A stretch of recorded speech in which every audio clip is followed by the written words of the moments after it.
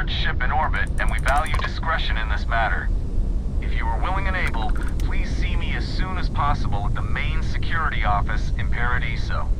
Over now.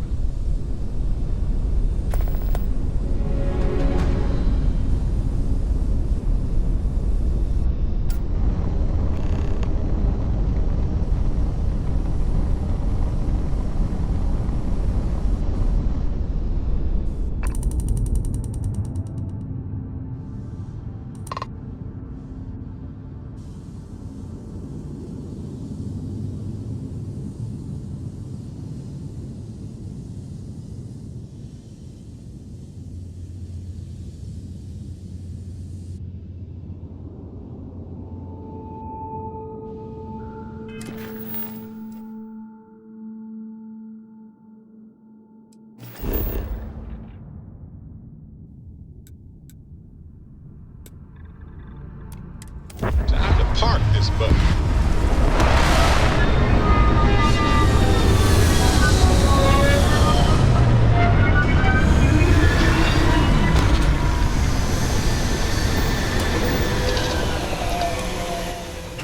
Wonderful as living worlds are, look out for predators.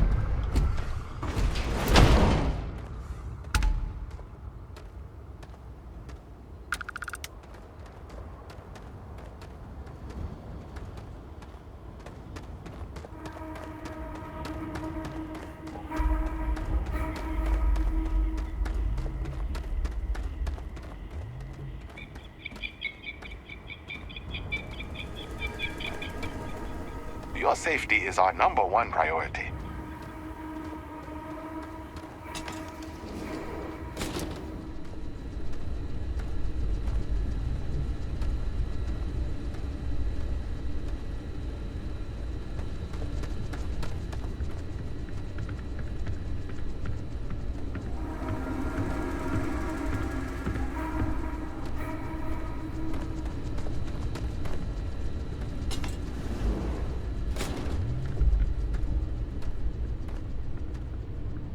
Welcome to Paradiso. Jiro Sugiyama at your service.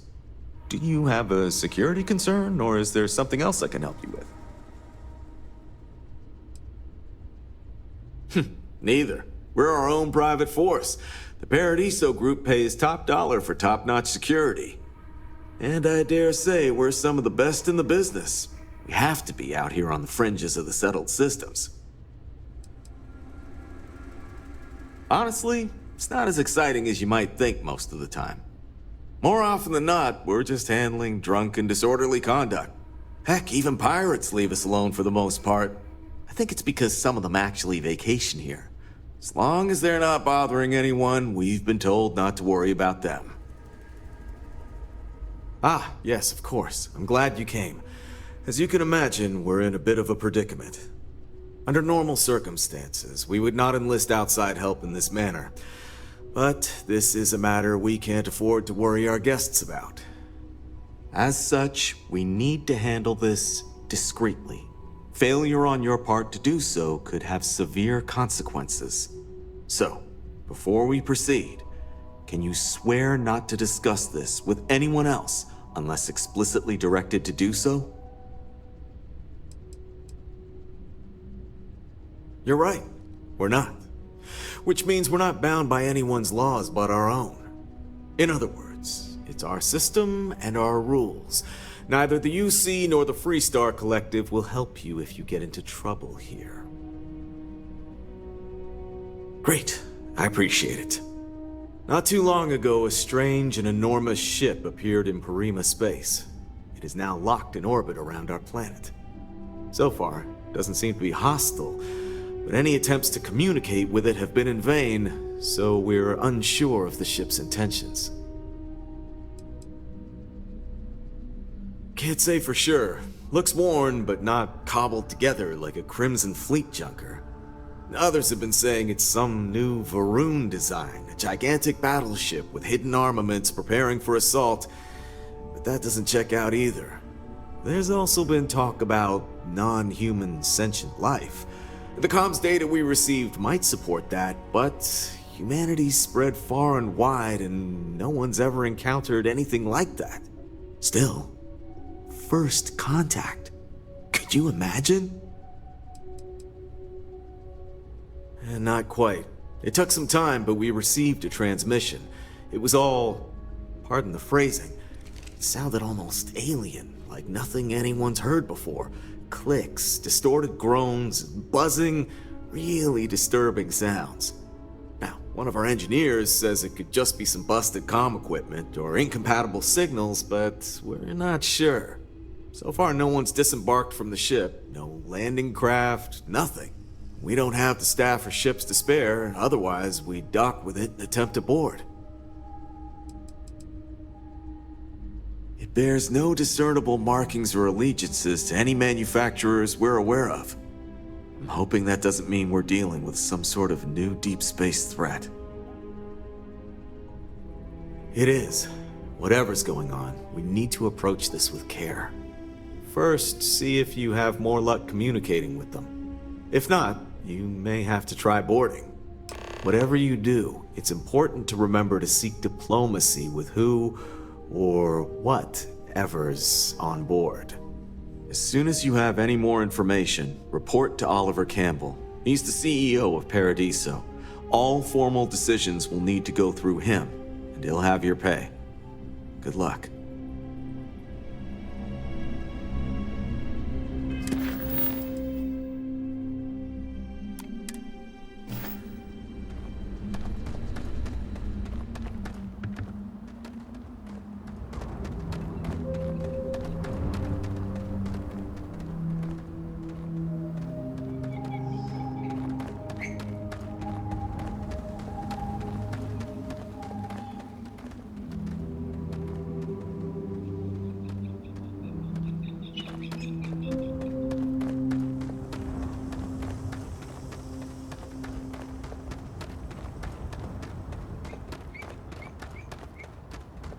Captain, hello. I am satisfied to see that you survived your most recent... Take off, Captain.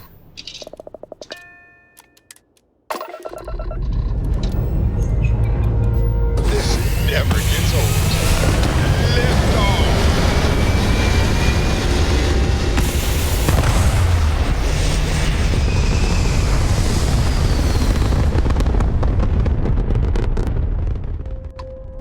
There.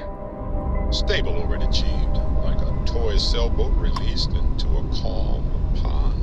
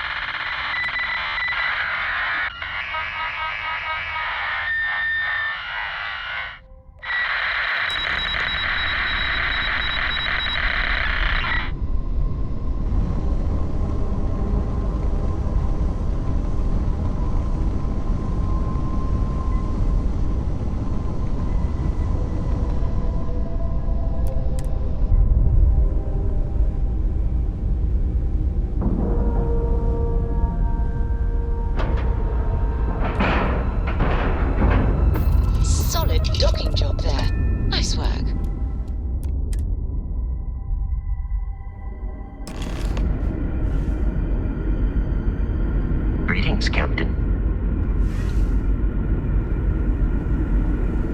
Stay alert. Weapons at the ready. Remain calm. There's no reason to suspect whatever it is hostile. I agree with the captain. Now is the time for diplomacy. Agreed.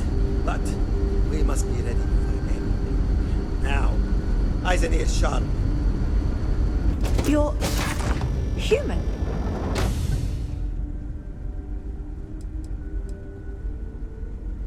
Oh, we're human. From the planet Earth in the Sol system.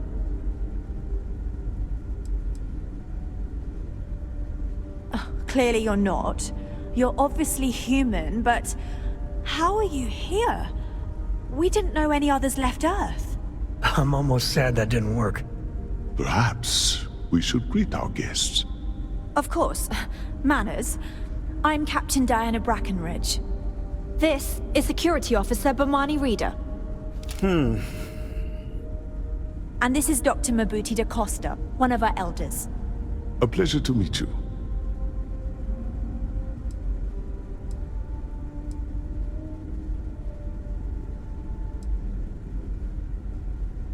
You've come aboard the Earth colony ship, Constant. Generations ago, we set forth from the planet Earth with the mission of colonizing a new habitable world, in the spirit of our ancestors nearly a millennium ago.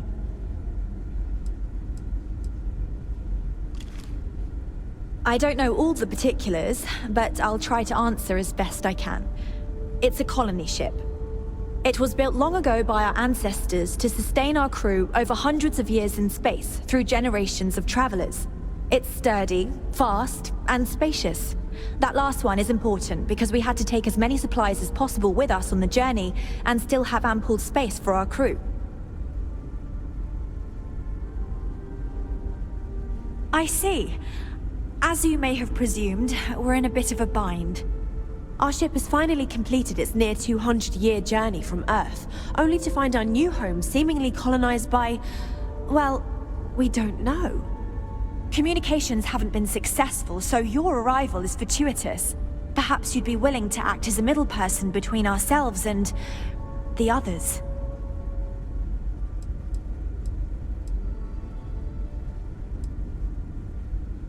Ah, your question confirms one of our recent theories. It would seem that some form of faster-than-light travel or space-bending technology was invented during our long journey. That would explain why we would find people this far out into space. I guess technology leapfrogged us at some point. Interesting. I can only imagine that our predecessors didn't believe the technology would ever work, and so they made the decision to leave when they did. We do. Well, sort of. We saw structures using our surveying equipment. We've also seen the various ships pass us by. Some even seemed to want to communicate, but couldn't. Of course, we had no idea that they were being piloted by other humans.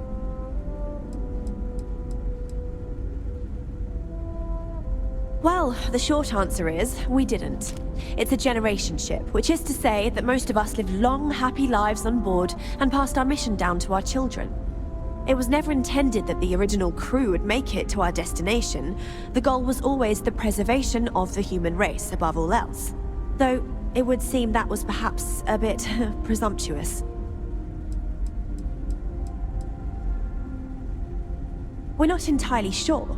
Our engineers believe it's possible that our technology just isn't compatible with theirs. All we hear when using them to communicate with anyone is a bunch of disturbing noise. It gave me the heebie-jeebies at first. Oh yes, of course. Where are my manners? Now then, please follow me. There's much to discuss first. We'll speak more on the matter once we reach the bridge. Dr. da Costa, you may return to your quarters if you wish. Thank you, Captain. I will follow you to the bridge, ma'am, for security purposes. I do not believe we have need to fear our guest, but I'll allow it if you insist.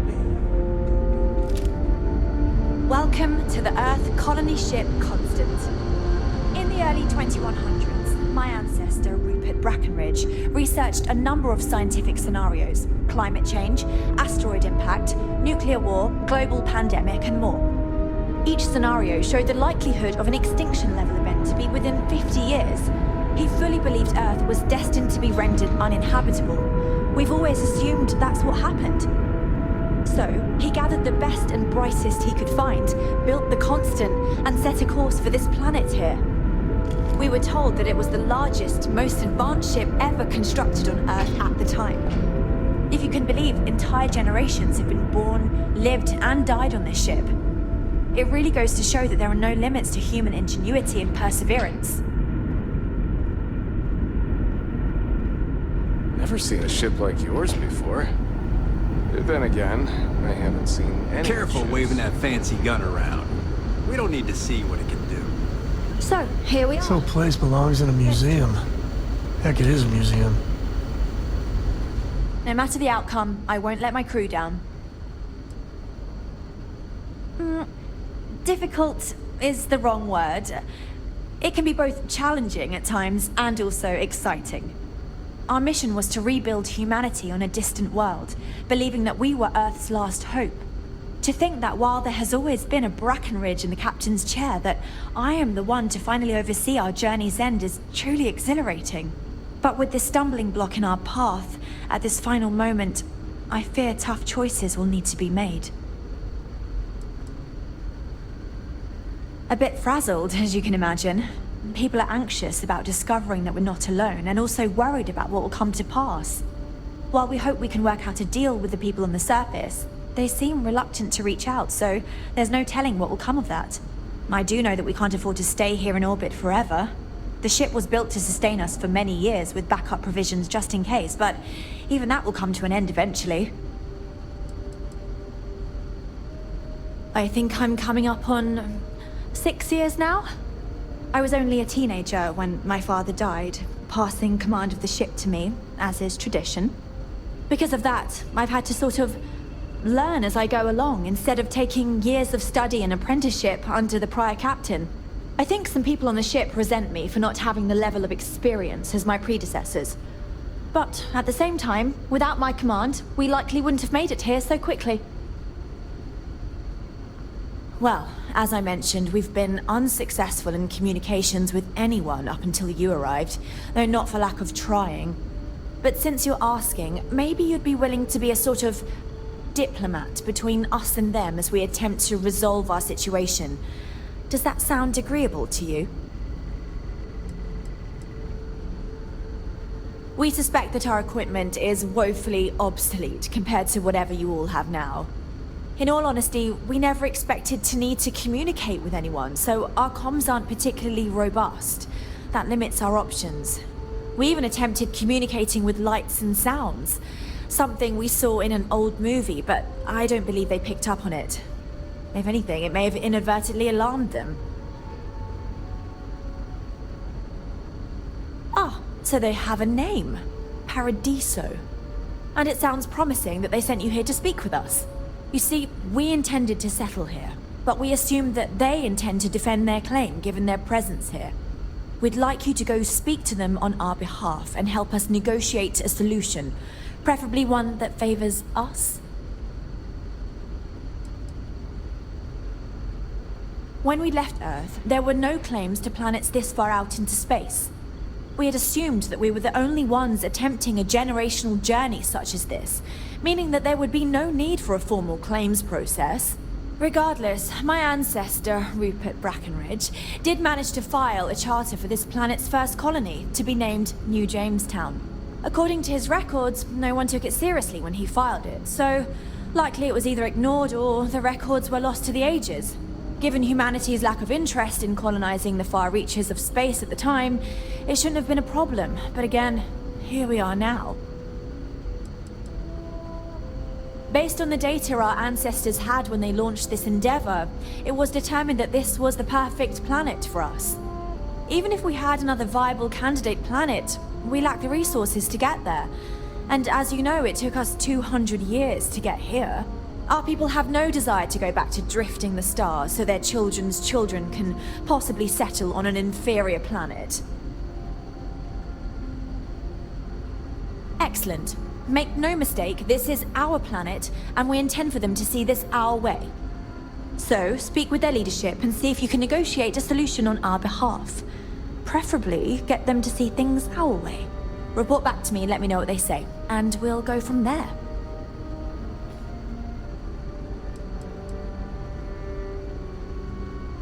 We thought about it, but it simply won't do. I need to think about the distant future of our people. Sure, our first settlement may be small, but our predecessors dreamt of our new civilization spreading across the globe. That will be difficult if someone else plans to do the same. While we're not completely close to the idea of sharing, it's much easier if we have complete domain over this world.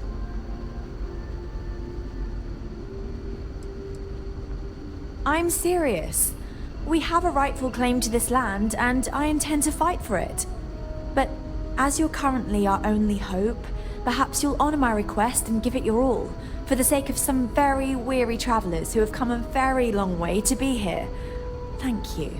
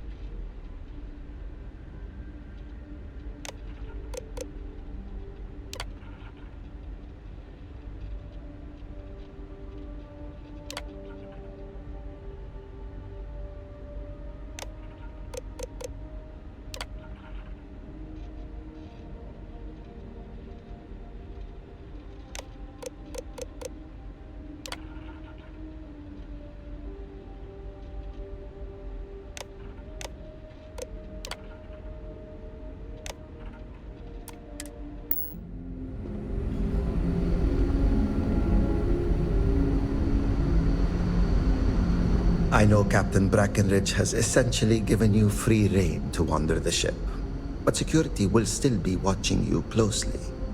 I hope you understand, given we have so little experience with people from the outside. It pays to take security seriously, something I understand much better now than in my youth. I maintain order around here, and I aim to continue that, even in these strange new times. We had time to prepare ourselves since we arrived in orbit around this planet. We knew there was life, and the predominant theory was that it was human life. When you approached, we needed to be careful, both because you presented a potential threat, but also potential salvation. Plans were in place to deal with both scenarios, and luckily, cooler heads prevailed. I don't have much basis for comparison. People tend to stay in line, but when they don't, I imagine it can be more challenging than out there. We only have a small brig, so in the few cases where there was widespread disorder, we needed to improvise. I'm told that has only happened once in our entire history. There was a brief revolt under Captain Brackenridge II, when he amended the rationing laws. Prisoners were confined to their quarters. After the trial, the leader of the mutiny was exiled to space. We take security threats very seriously, for obvious reasons. It may surprise you to learn that I didn't. See, in my teenage years, I was quite rebellious. I stole a keycard and used it to get into the reactor. My shenanigans almost led to a total reactor meltdown. Normally, the punishment for such an act would be ejection from the ship. But my parents pleaded with Diana's father, the captain at the time, for leniency. He agreed. After I served time in the brig, he assigned me a job with the security team. I took the lesson to heart and have been taking my job seriously ever since.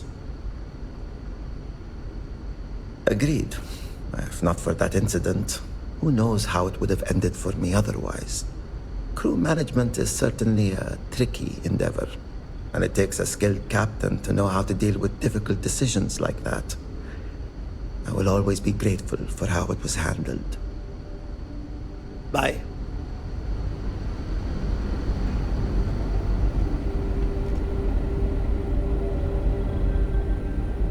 Hey, if you ever want some piloting tips, I'm your chica.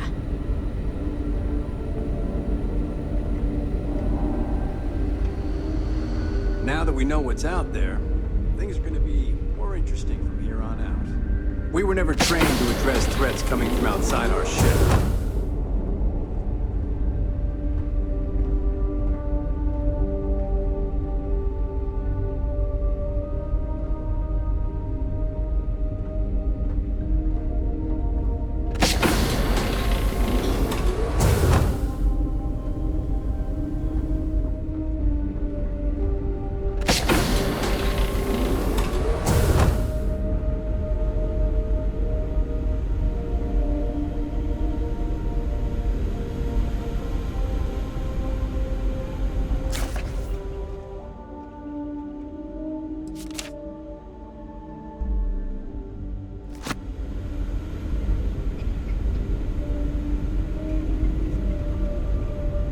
Imagine all those faces staring at you every day. No pressure, right?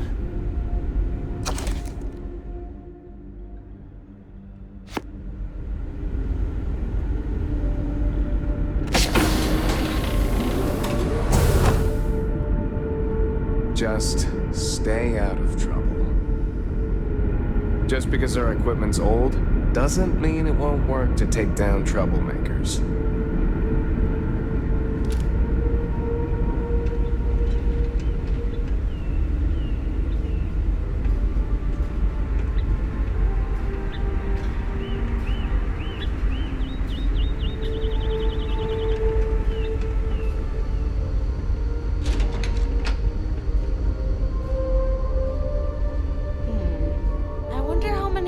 Planets are out there that we can live on. I bet there's a million. My mom and dad were scared when you came on board, but I don't know why. You seem okay. Teaching will always be a part of my life. I bet you've been Hello there. Cool. Given that I don't know you, you must be this visitor I've been hearing so much about. I'm Julia, the Constant's chief historian. It's nice to meet you on this momentous occasion. If you ask around, people will either tell you my job is absolutely critical to the mission, or I just hang out, read, and watch movies.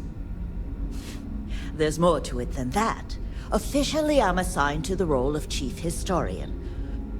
Generations ago, it used to be lawkeeper of humanity, but that seemed a bit too lofty. While I don't think my job is as important as captain, engineering officer, or cultivation manager, it's still vital to our mission. I run the educational programs aboard the ship for all the children and any adults who are looking to learn about Earth history. We try to have group sessions some evenings where we read old Earth literature, watch old films, listen to music, and the like. So yes, I hang out with children and watch movies, but it's more involved than that. We historians are charged with keeping Earth culture alive so that we never forget where we came from. Of course. Everyone was assigned their roles here. We don't choose our roles, since there are only so many of us, and every job is critical. Someone has to prove themselves either exceptionally bad at their job or exceptionally good at another in order to be moved. But that rarely happens. I do. But sometimes it's frustrating to convince some people that my job is important, since it's not directly related to our continued survival. There was a time where I thought my sister was the lucky one, running the hydroponics farm and being responsible for feeding everyone on board. But I grew to like my work, and working with children is nice, especially since I'll never have any of my own. It's okay. I don't mind you asking. I'm actually proud of my choice. It's a great honor to give up one's ability to have a family so that others may. As you can imagine, a population limit is a necessity on board a colony ship. I made my choice long ago to give others the chance to have a larger family should they wish.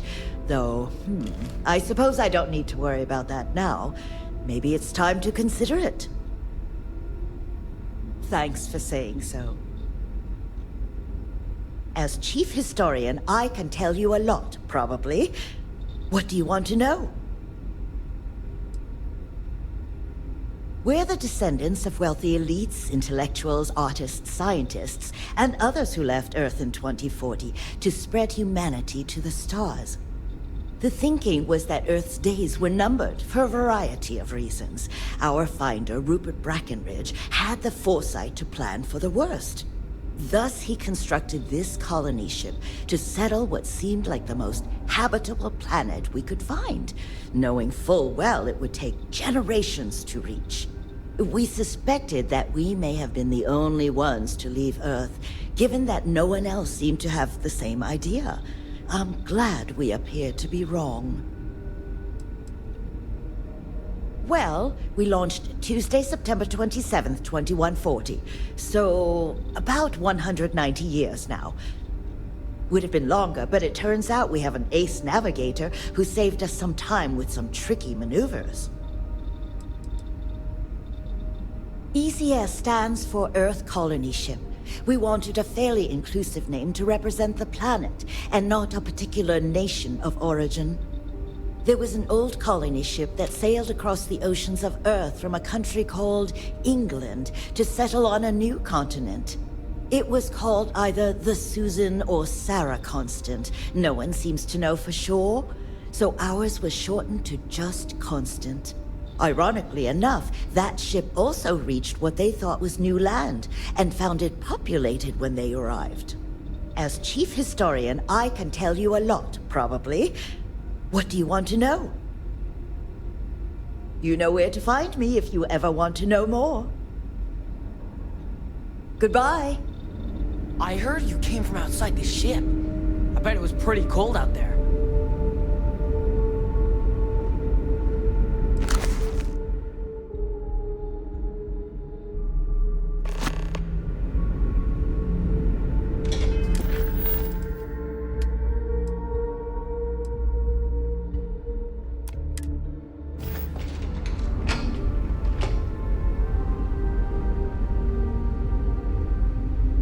Julia, I have a question.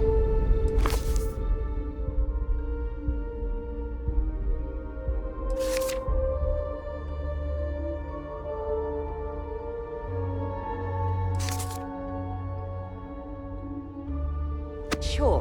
What is it? If there were animals on Earth, why aren't there any animals here? Oh. Well, there wasn't enough room on board when our ancestors left Earth. We only had room for people. What about the new planet? Will there be animals there? Maybe. We don't know yet for sure. But if there are, they probably look a lot different than the animals we studied. Oh, cool! I can't wait to find out.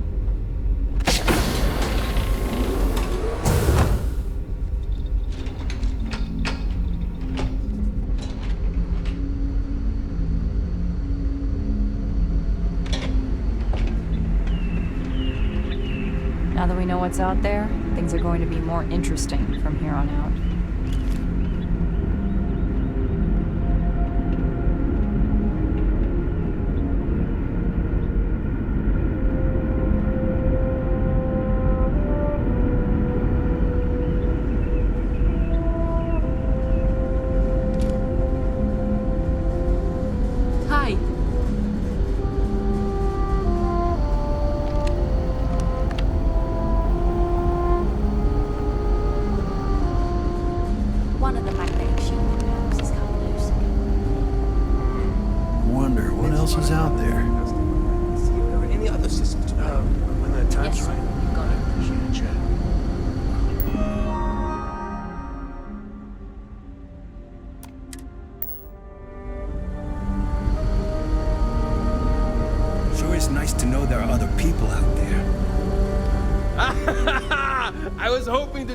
Visitor from outer space, and here you are! Welcome, welcome! I have a million burning questions, but I won't overwhelm you. There will be plenty of time for that later. Please, indulge me just a couple. How did you do it? Did humanity finally discover faster than light travel and eclipse our poor old ship? I knew it. It's incredible! I read about this technology in our archives from Earth, but it was only theoretical back then. Amazing! I'll have to learn more. Oh, I've got so many questions, but I'm being rude. I haven't even given you my name. Chief Engineer Kazemi, but you can call me Amin. And, I might add, I'm one of the reasons we're still floating out here today.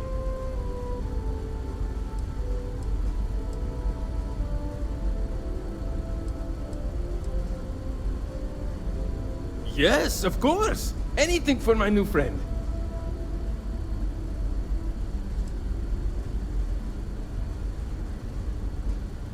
Many years ago, when I was a junior engineer, the reactor's computer burned out. The computer that controls the reactor's various regulators. I'll spare you the details, but when that happens, the ship and everyone on it is in danger of turning into a mess of hot slag. I had to jury-rig parts from old media devices to prevent a meltdown. And that's how I became the boss around here.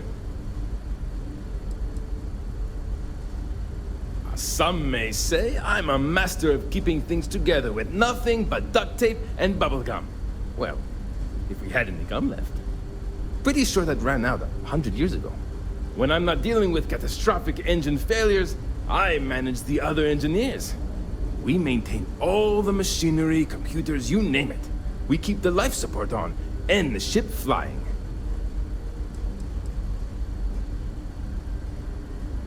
Ah, great question. I do not know for sure, but I can venture a guess.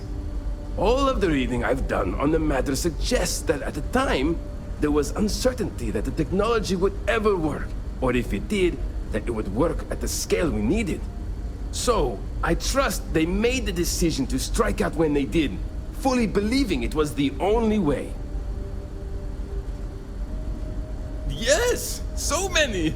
Does everyone have their own spaceships like you? Do people only live on naturally habitable planets, or did they learn to terraform? Are we in contact with alien species? I have so many more, but I don't want to take up all your time.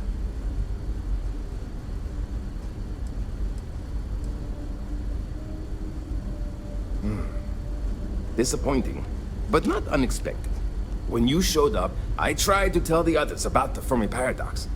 I suggested that the most likely explanation for you was that humanity had developed faster, more advanced technology and had leapfrogged us. Seems I was right.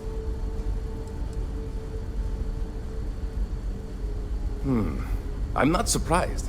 The amount of energy it would take to terraform an entire planet seems improbable. I can assume these types of colonies are strictly for mining and gathering rare resources, since there are nearly limitless habitable planets to choose from out there. Haha! I knew it! Incredible! Amazing! Simply amazing! In our ancestors' time, only the very wealthy could afford to build ships. Even this ship was only possible by our families pulling together nearly all of their financial resources.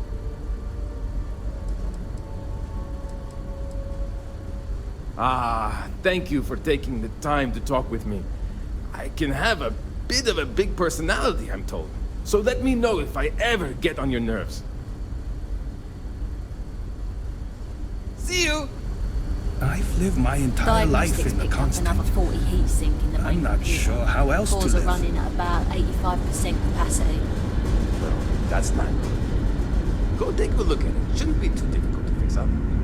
Pretty sure I know how to fix it. Shouldn't take long.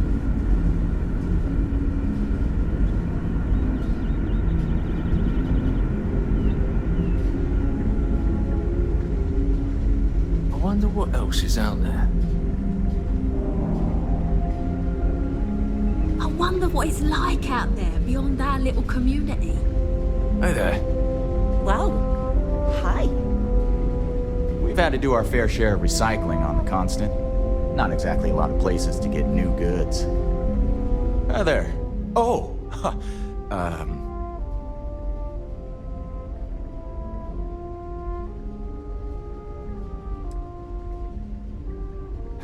I know. I'm fine. It's just that we've never really had visitors, right? Up until recently, we didn't even believe it was possible.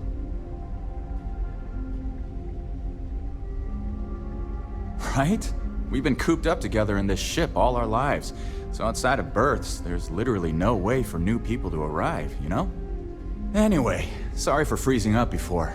I just didn't expect our visitor from the outside to stop by and chat with me. I figured, if anything, you'd be with the captain. I'm Daisuke, the ship's provisions manager. I'm not sure what I can offer you, but if I can help, I will. And if not, I'm happy just to talk. We manage. I know back on Earth, there used to be stores all over the place. Some that even specialize in specific types of goods, if you can imagine. But here, this is it.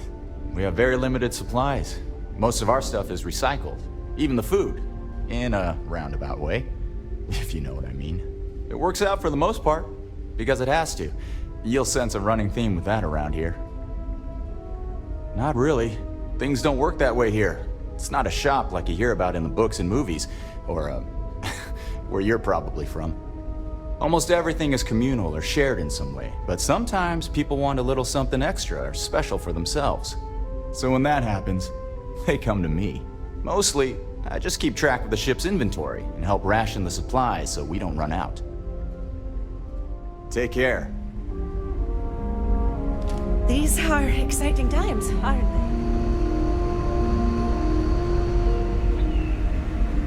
I've spent my entire life in the Constant. I'm not sure how else to live. We got strict rules around here, but they're strict for a reason. Never seen a ship like yours before. Then again, I haven't seen any ships before. We were never trained to address threats coming from outside.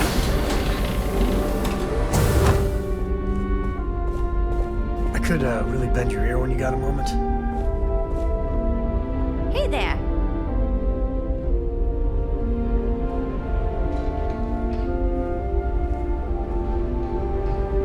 As I always tell my patients, worry not, for tomorrow may bring happy surprises.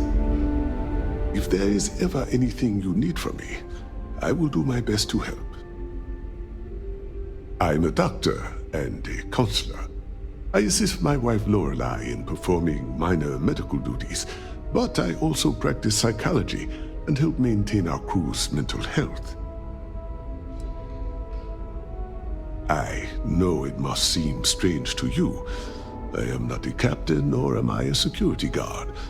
But I was brought along for a very specific reason. The captain trusts me to de-escalate situations. Pardon me saying, but we did not know who you were or what your intents were. So, Captain Brackenridge wanted me to come along as a friendly face and keep the conversation amicable. I am glad that you were peaceful, and my role was as limited as it was. Thank you. Life on a colony ship has its ups and downs, as you can probably imagine. I tend to look on the bright side of things, however. To the best of our knowledge, we were on a critical mission, saving the human race from extinction. That notion was always with us, and it instilled a sense of pride and duty. Sure, the living quarters could be considered cramped, and we could go nowhere else. But we also had near-endless time with friends and loved ones. I suppose as I get on in years, I have learned to appreciate that more than anything. Be well on your journey.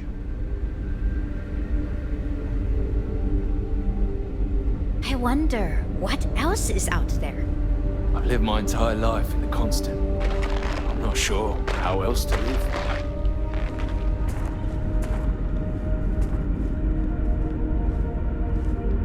I wonder what it's like out there beyond our little community.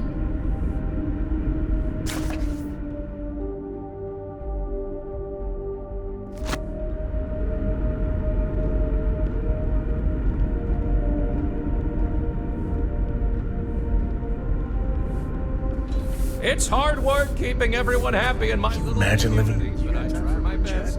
I'd appreciate it when you're able. Oh, hi! Hello! You're the alien, person that came from out there, in space, that we weren't expecting at all. Sorry, I'm a little nervous. Can we start this over? I'm fine. I will be. It's just my nerves acting up. This has just gotten everyone so stressed, and since I'm here to help people deal with problems like that, it piles on me. Abe, I'm scared. Abe, what if we can't get down to the surface? Abe, what are we gonna do? And so on and so forth. I've never had to deal with so much anxiety before, and I'm a pretty anxious guy to begin with. Just ask my husband. Yeah, calming down. Here we go. Okay, sorry about that. I'm Abe Levitz. Abe Levitz. I'm the cabin manager here, so if there's anything you need during your stay, I'm happy to accommodate. Please do, even if you just want to schmooze.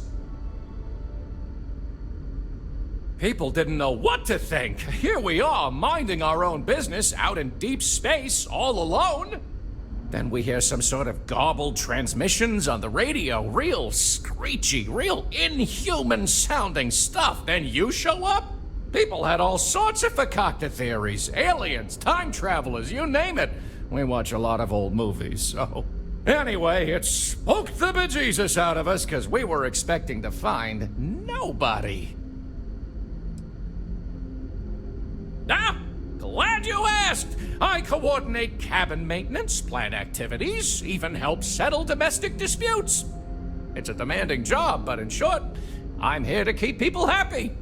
I try to keep both the kids and adults entertained. Scavenger hunts, sing-alongs, fun little art projects, you name it.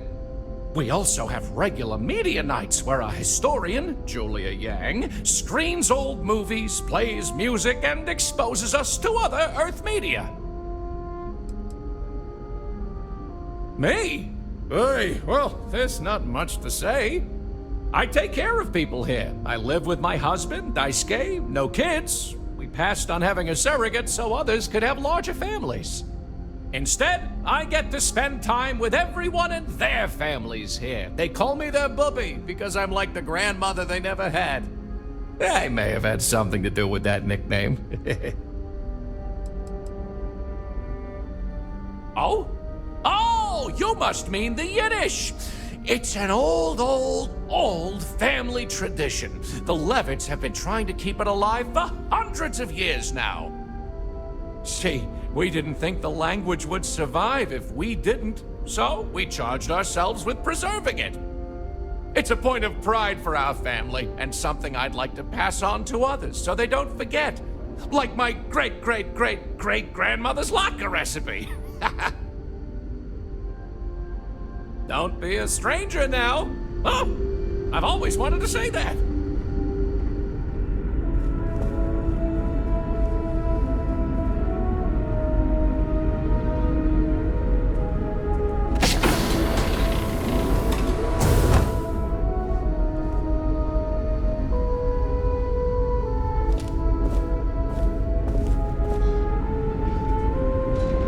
The Constant is a peaceful ship. Wow. Hi!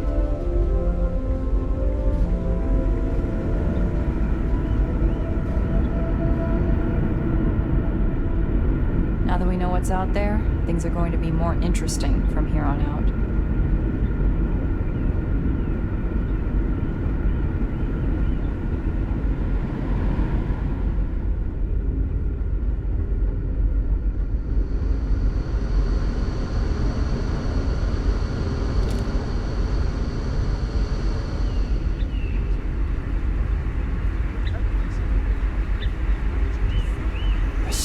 More to learn about now.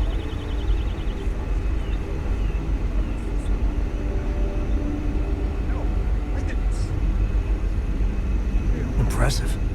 They kept everyone fed for all these years here. Food looks good too. I've got some stuff on my mind when you have the time.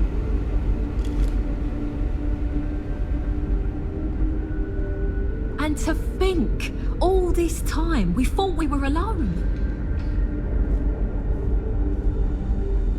Sometimes, difficult choices must be made. We did what we believed we needed to do to keep humanity alive on this ship. Wait, how is it I don't know you? I know everyone on this ship. Oh my. Yes, of course. Sorry, I was with a difficult patient when the announcement came through. But now I remember. They sent my husband, Mabhuti, to greet you. It's quite fortunate that you arrived when you did, for Mabhuti's sake. Hopefully you can help resolve our current predicament. I I hope you do. A lot of us are counting on getting off this ship. Some of us can't afford to wait much longer. Nothing. Not in the medical sense. As one of the eldest on board, he was ready to volunteer for termination. But thanks to your arrival, that is no longer needed. Oh, I assume that means you're not just gonna fire him. It means that he was going to volunteer his own life for the sake of the others on this ship, due to limited spaces and supplies. Like the others, his life would then be honored with special distinction and recorded for history. Rarely we had to make difficult choices when no one would volunteer. But Mabhuti is too generous to let that happen.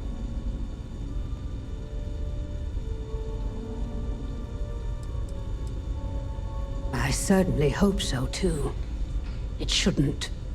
All those sacrifices made have got them here. Hopefully it'll pay off.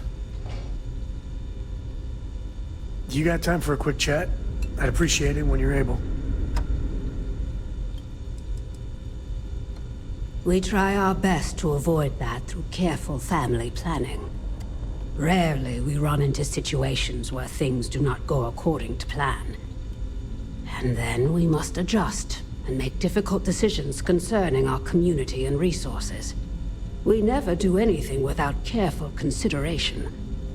But at the end of the day, we need to do what is best for the ship, so as not to put everyone in jeopardy. Indeed. There aren't many doctors on board. In addition to regular checkups, I perform surgeries, obstetrics, and other medical procedures. I also help train the next generation of doctors. After all, someone must. It's demanding work. Stay safe.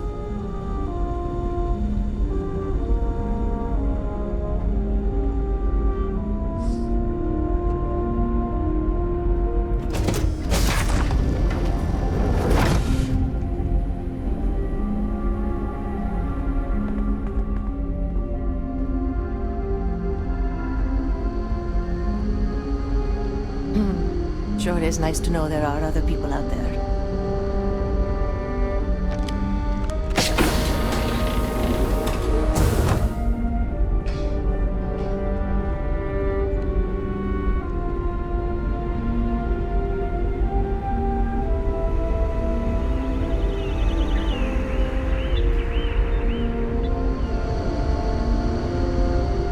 Just stay out of trouble.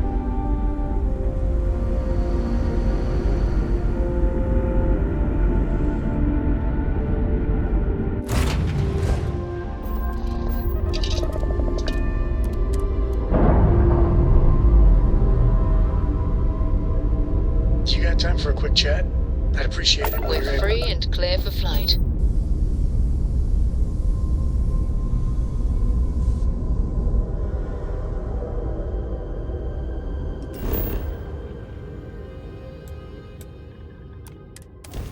Hello, and welcome back.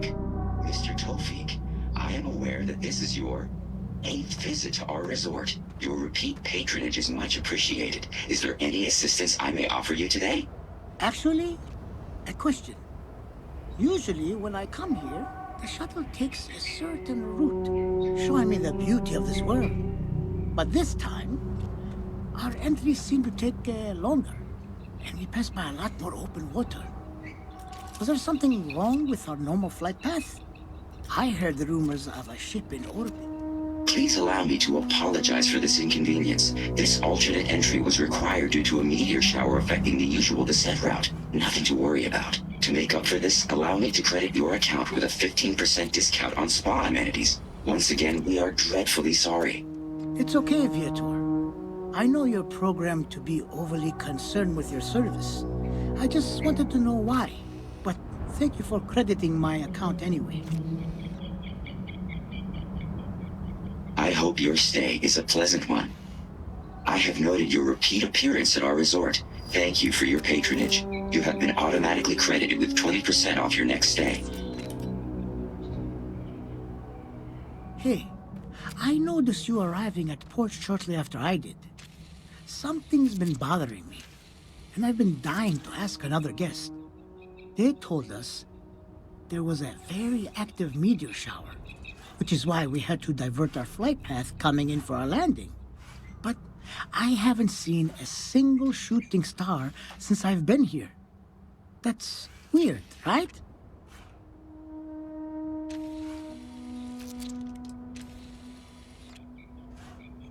Why, that sounds even more ridiculous than what they told me. If there was a ship, they'd just say it was a ship. And why would they divert us for a ship? There are always huge luxury liners coming into port, and they've never diverted the shuttles before. I'm sorry for bothering you. A ship. Well, at least you made me laugh. It is my sincerest wish that this humble robot servant has brightened your day. If I have failed in any way, please know that I am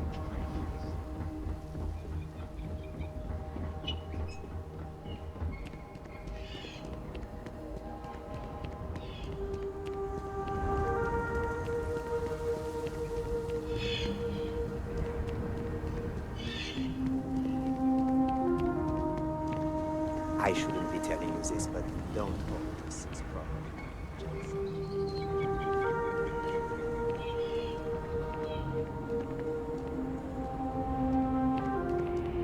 Paradiso security's only here for your safety.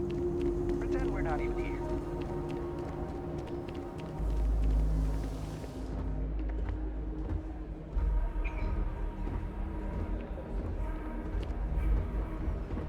Hey, hope you're enjoying yourself.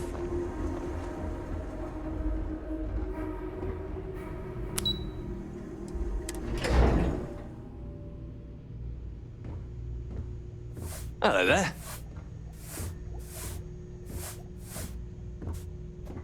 Excuse me, you can't just waltz in there. Do you have an appointment? I really don't, and I can't have you barging in on the executives while they're working. So if you need something, you can talk to me. That's the best I can do, I'm afraid. I'm afraid so, yes. Sorry, but that's just how it is with the board. They're generally very busy, so any outside parties need to book appointments in advance. Oh, you're the one they're waiting for then. Do you need anything else from me before you meet with the board? I can't speak for anyone else, but I've got a pretty high-pressure job working as the executive assistant to the Paradiso board. You can imagine, dealing with a team of execs, trying to manage all of their schedules and their other whims. But it pays well, and they give me a nice executive suite at the hotel to live in, so it's not all bad. Free access to all the resort's amenities after work helps too. People were a little freaked out around here, understandably. It looks so different and it's so massive. We honestly thought we were under attack by an unknown entity. But then, nothing happened. It just stayed there. No one could communicate with it. And we've been very careful not to alert the resort guests. The board believed it would be bad for business. What I could tell you would get me in a lot of trouble. Most of them are typical C-level execs. I doubt you even need to use your imagination for that. The ones that show up to work day to day, at least. I swear, I've never even met some of them, because they chill at their own private, secluded beach homes all the time. Anyway, be smart around Oliver. He's got a way of getting what he wants without you realizing it. And that's all I'll say. Sure. Have fun in the Shark Tank. And don't worry, even they call it that.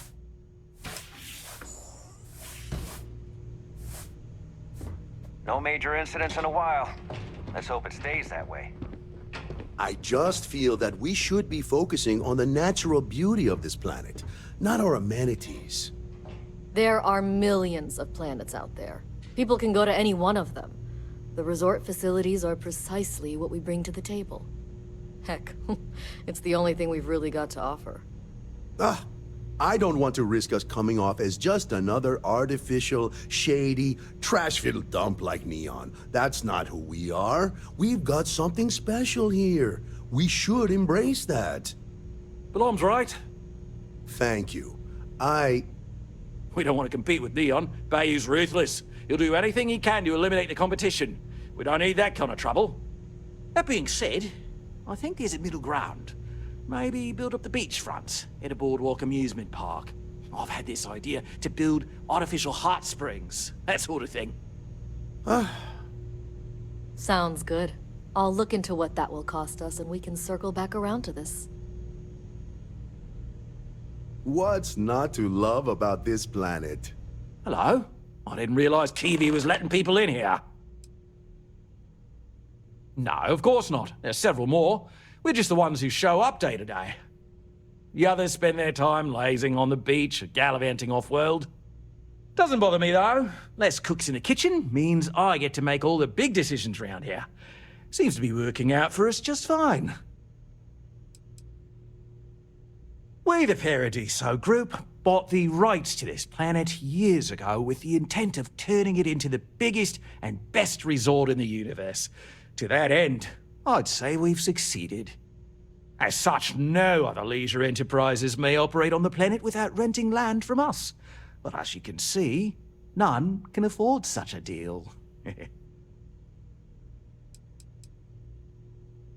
Not quite. We just don't answer to the Freestar Collective or the United Colonies. Makes things easier. We don't pay any taxes, we don't need to follow their laws. All the benefits, none of the drawbacks. And no one minds, because half the politicians and other big shots love vacationing here. Works for everyone. I am. And you must be the diplomat Jiro told me about. Welcome, welcome. Normally I'd offer you an all-inclusive stay at our resort before we spoke. But given the circumstances, I'm going to cut to the chase. We've got our friends, the aliens, up there, causing all sorts of problems for our resort. You like that? The marketing team came up with it. The thought is, if we can't get rid of them, it might actually attract more tourism. Come see the aliens! We run a premier resort getaway here. We can't have our guests concocting stories about some budgy old ship hanging around up there. As it is, we've had to reroute our luxury liners around the other side of the planet on entry so no one sees it. It's bad for business. We need to nip this in the bud and take care of it before the tourists catch on and cause a scene. Despicable? Hardly. Just a backup plan in case we can't get them to leave. But you're right, no one's gonna buy aliens. Remind me to fire the marketing team. So tell me, what's the actual deal with this massive eyesore of a ship, besides scaring people away?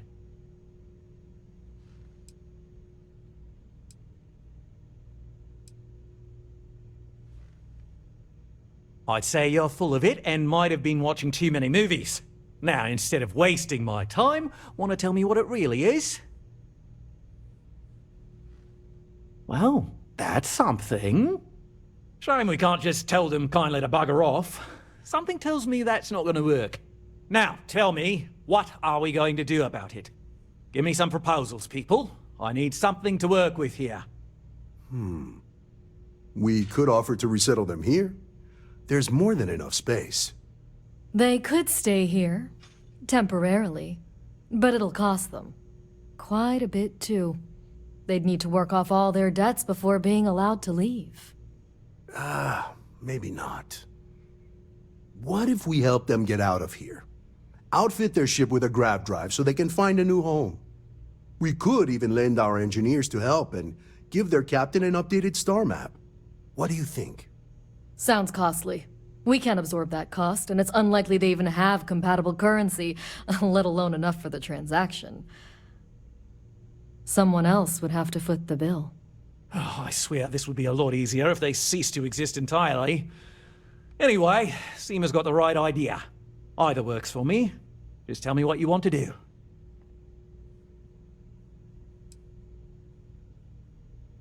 Oh, I didn't say that specifically. This would be a mutual contract for room and board in exchange for services rendered. Of course, there's no telling how long this arrangement will last, given the substantial costs we'd need to take on in order to accommodate them here, including their continued room and board. But this may save the resort on operating costs in the long term, as we'd be able to let go of some of our current paid staff. It's not our responsibility to bear the brunt of that cost. We're being more than generous by offering the use of our engineering team to help install it. A custom grav drive can't come cheap, and I assume they have neither the monetary means nor the connections to get a hold of that kind of technology. That leaves the only other party in this negotiation. You. I'm not suggesting anything, other than it would make our lives so much easier if that ship ceased existing. Make of that what you will. We operate outside of the Free Stars only, you see, partially because we don't want anyone else meddling in our affairs. And we'd rather not draw attention to it, as I've mentioned. It could be bad for business. We'd much rather settle this independently. We own this planet, they don't. Here at Paradiso, we don't like leaving things to chance. Who knows what these people will do with their land? Imagine the landscaping disasters they might come up with, and how that might mar the satellite imagery of the planet in our brochures.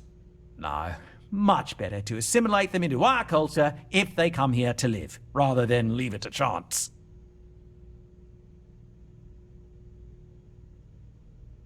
Well, absurd or not, that's our official stance. I make the decisions that are best for our entire group. You don't. And which proposal will you be taking to the good captain? I assume there's a captain?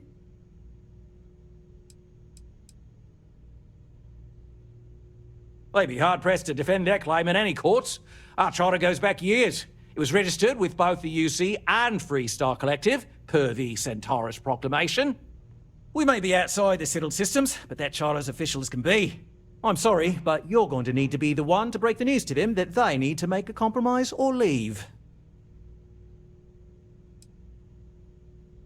Ah, good on you. You want to see a man named Bennu St. James over at HopeTech. He's the best in the business. If anyone can retrofit a 200-year-old ship with a modern grav drive, it'd be him. We'll coordinate our engineering team with his when you return, though you may have to help the Constance engineers prepare for it on their end. Good luck. There's a lot of land out there for the taking. It'll be hard. Talk to anyone enlist. But it'll be theirs. Right. On behalf of the Paradiso group, we appreciate your help. And when you get a moment, can we talk?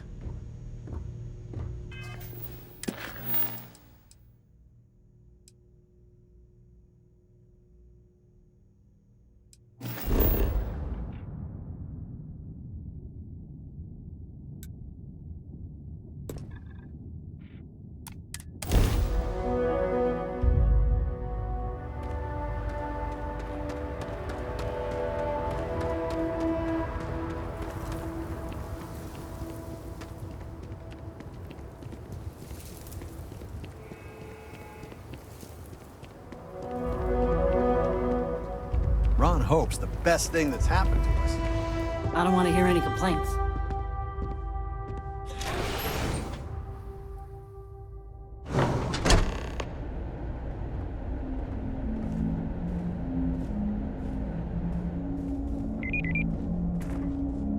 Trucks in space. Their motto always cracks me up.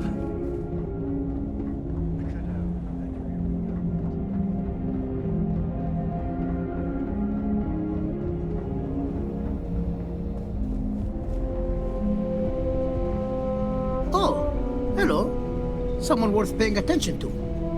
Oh, hello. I'm not used to people wanting to talk to me. Oh, it's marvelous. Generally, they only care about efficiency, cost-effectiveness, and reliability. Oh, sure, there are the odd complaints about comfort and lack of decent airflow, but they almost always side with the numbers. How tough is it? All of them. I've been with Mr. Hope since near the beginning. I think he appreciates my attention to detail and my focus on the fundamentals. Although he has been hinting that the R&D budget may dry up if I don't produce results. To work here? Sure. That sounds like me. What can I do for you? I'm a little busy, but I think I could spare some time. Oh. You should have just said that. Of course I can help you. Oliver sent a courier ahead of you. I did some research on ships from that era, and I have a decent idea what we're dealing with. So grav drives didn't really take off until after the ship was built. But I've got access to an ancient grav drive that looks like it could be compatible. With some minor adjustments. It's in good shape, too. Parts not cheap, though. Neither is the labor. Just pay the combined cost of parts and labor, and it's yours. It's a pretty big ask, given how rare these old grav drives are.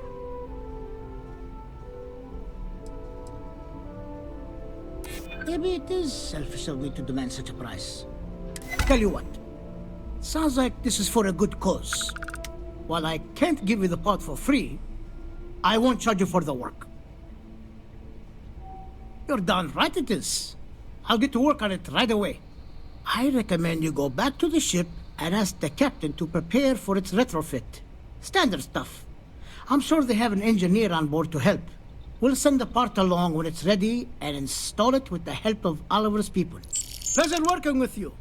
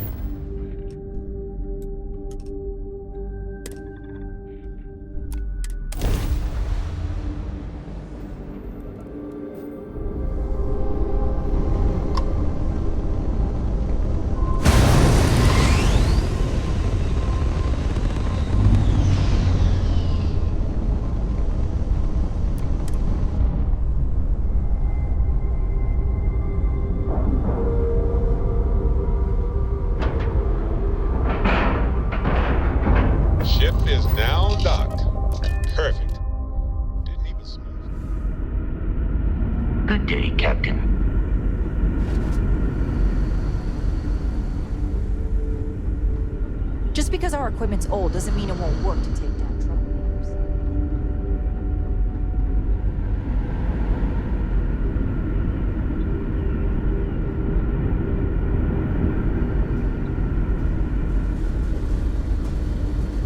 People always appreciate a good engineer, whether they know it or not. If the other colonists knew how many times the Constant almost came apart at the seams... Whew. Well, thankfully, I never let it. What grav drive?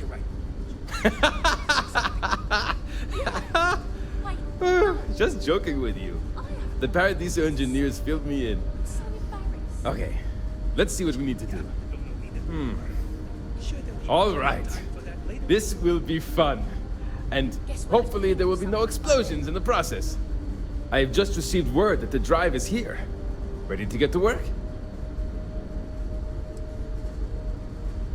Oh, don't worry about that. Just a little engineering humor. We've kept this ship going with minimal incidents this long.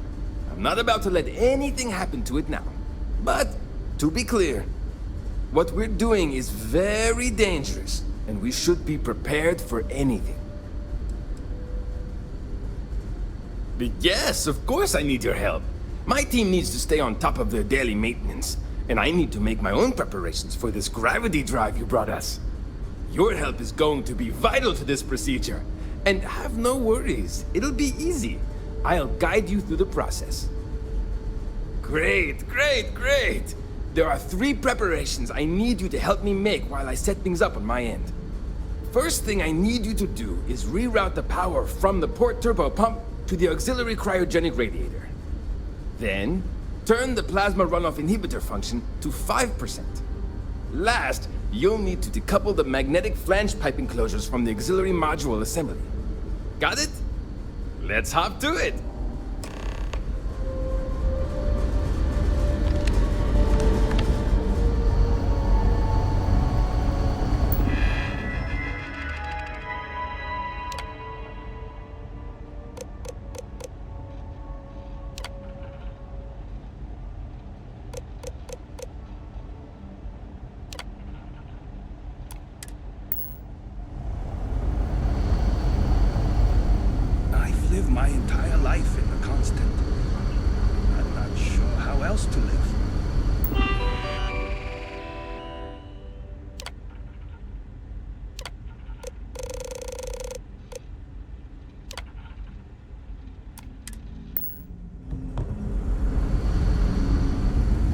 I glad you weren't some sort of...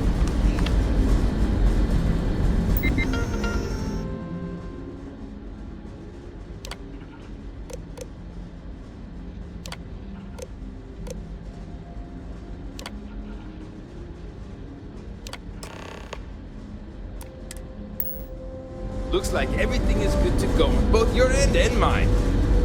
Can you go inform the captain while they're finishing management systems? Thanks. I noticed that earlier. Shouldn't be anything to worry about, but let's get it patched up.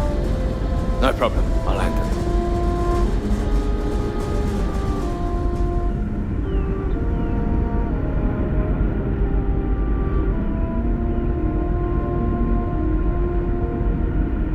Careful waving that fancy gun around. We don't need to see it.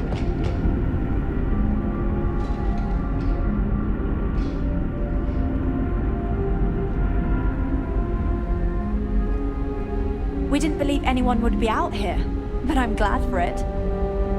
No matter the outcome, I won't let my crew down. Well, well, it would appear we have the means to go nearly anywhere now, thanks to you. The engineers even upgraded our communications equipment so we can speak with passing ships. Turns out it was a pretty easy fix. Thank you again for all you've done. We don't yet know, but we did receive a star map from the Paradiso engineers. I suppose we'll just chart a course for other suitable habitable worlds until we find one that matches the quality of Paradiso. Porrima II here. Without you, we'd most likely be stuck. But you went above and beyond. I'll make sure people tell tales of your generosity for as long as our society lives. I don't know if we can ever fully repay you. Thank you again.